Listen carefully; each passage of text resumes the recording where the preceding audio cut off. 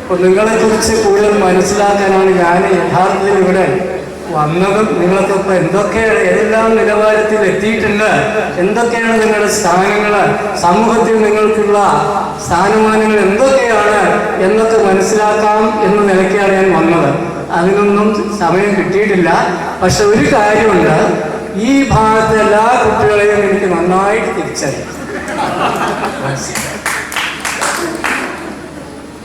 ഇവിടെ എനിക്ക് തോന്നുന്നു കുറെ പേരറിയാം. ഒരാള് ബംഗാളിൽ, എവിടെയാണ്, ബോംബെ. കണ്ടാൽ തന്നെ അറിയാം ബോംബെക്കാരിയാണ്. പിന്നെ പലരും പല ഫീൽഡിലും വർക്ക് ചെയ്യുന്നവരായിരിക്കും. എനിക്ക് നിങ്ങളോട് പറയാനുള്ള ഒന്ന്, നിങ്ങളിവിടുത്തെ 33ാമത്തെ SSLC ബാച്ചാണ്. നിങ്ങളെപ്പോലെ ഒരു പൂർവ്വ വിദ്യാർത്ഥി തന്നെയാണ് ഞാനിവിടുത്തെ 3ാമത്തെ SSLC ബാച്ചാണ്. ഇവിടുത്തെ 1ാമത്തെ SSLC ബാച്ചിലുള്ള അധ്യാപിക ഇവിടെയുണ്ട്.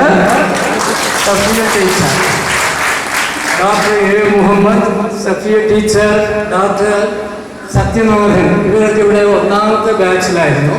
2ാമത്തെ ബാച്ചിലാണ് മരിച്ചുപോയ എൻ്റെ കസിൻ ഹംസ തയ്യിൽ. അതുപോലെ തന്നെ എഞ്ചിനീയർ മരണപ്പെട്ടുപോയി കുഞ്ഞഹമ്മദ് സാഹിബ്. ഇവരൊക്കെ 2ാമത്തെ ബാച്ചിലാണ്. ഞാൻ ഇവിടുത്തെ 3ാമത്തെ ബാച്ചിലായിരുന്നു. അന്ന് 52 കുട്ടികളാണ് ഉള്ളത്. 52 കുട്ടികൾ എന്ന് പറയുമ്പോൾ വളരെ കുറഞ്ഞ സ്ട്രെങ്ത്താണ്. 26 AB ഡിവിഷൻ, 2 ഡിവിഷന് ആ കാലത്ത് ഉണ്ടായിരുന്നത്. എനിക്ക് നിങ്ങളോട് പറയാനുള്ളത്, ആദ്യം നിങ്ങളുടെ കുറേ കാര്യങ്ങൾ എനിക്ക് കേൾക്കണമെന്നുണ്ടായിരുന്നു, ഞാൻ പറഞ്ഞു. പക്ഷെ ഇനി നിവൃത്തിയില്ല.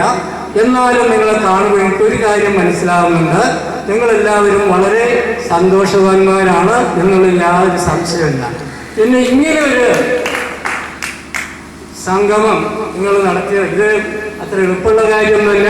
ഇതിനു മുമ്പ് 82ലെ ബാച്ച് ഒരു വിദ്യാർത്ഥി സംഗമം നടത്തേണ്ടായി.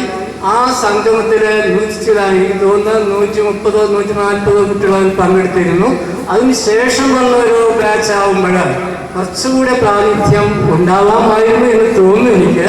ഏതായാലും നിങ്ങൾക്ക് അതിന് സമയം കിട്ടിയിട്ടുണ്ടാവില്ല. എങ്ങനെയായാലും ഇങ്ങനെ ഒരു ധന്യമുഹൂർത്തത്തിന് സാക്ഷ്യം വഹിക്കാൻ കഴിഞ്ഞ കാര്യം ഞാൻ പറഞ്ഞു.